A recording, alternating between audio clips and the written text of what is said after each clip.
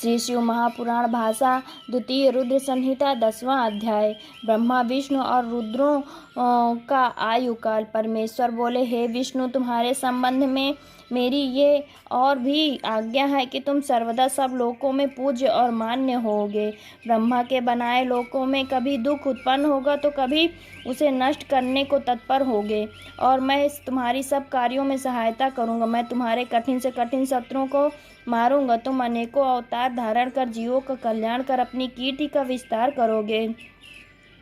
तुम में और रुद्र में कोई भेद न होगा। यदि कोई रुद्र भक्त तुम्हारी निंदा करेगा तो उसके समस्त पुण्य शीघ्र ही नष्ट हो जाएंगे। तुम में निग्रह अर्थात बंधन और अनुग्रह अर्थात कृपा करने की सामर्थ्य होगी। हे नारद, ऐसा कहकर मुझ ब्रह्मा का हाथ विष्णु के माथे पर धरकर शिव जी ने कहा कि तुम सर्वदा इनके दुख में सहायता करना। तुम सबके अध्यक्ष और मुक्ति भुक्ति देने वाले हो।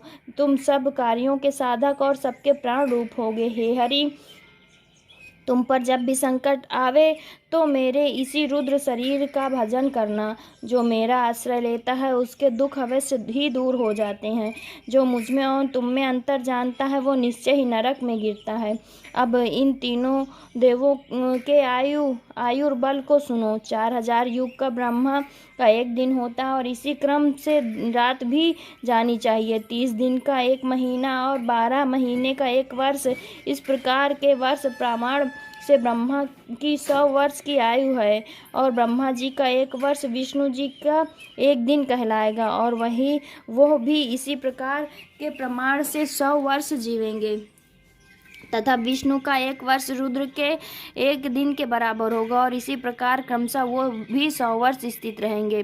तब सदाशिव के मुख से एक श्वास उत्पन्न होता है जिसमें उनके 21,000 के 100 और 600 दिन रात होते हैं।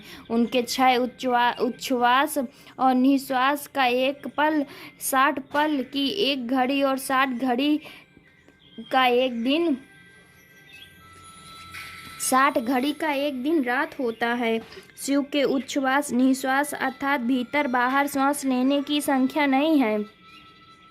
इसी कारण शिव का उत्थान अच्छा है। अतः तुम मेरी आज्ञा से रूप की रक्षा करते हुए अनेक प्रकार के गुणों की सृष्टि का कार्य करो। ब्रह्मा जी कहते हैं कि जब शिव जी ने ऐसा कहा तब उनके वचनों को सुनकर विष्णु जी ने विश्वेश को प्रणाम कर कहा कि हे कृपा सिंधु, मैं आपकी सब आज्ञाओं को सर्वदा के लिए शिरोधार्य करता हूँ और वचन देता हूँ कि ऐसा ही करता रहूँगा। फिर तो शिव जी ने अपना मंगलमय हाथ विष्णु जी के सर्वांग पर फेर कर उन्हें धर्मोपदेश देकर अनेकों वर दिए, और देखते ही देखते शीघ्र ही अंतर ध्यान हो गए।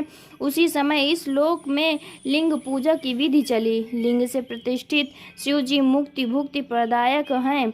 यदि कोई इस आख्यान को लिंग के समीप पढ़ता है तो वो 6 महीने में शिव रूप हो जाता है। हे मुनियों, इसका पुण्य फल कहने में मैं असमर्थ हूँ। इति शिव महापुराण द्वितीय रुद्र संहिता का 10वां अध्याय समाप्त। भक्तजनों, हर हर महादेव।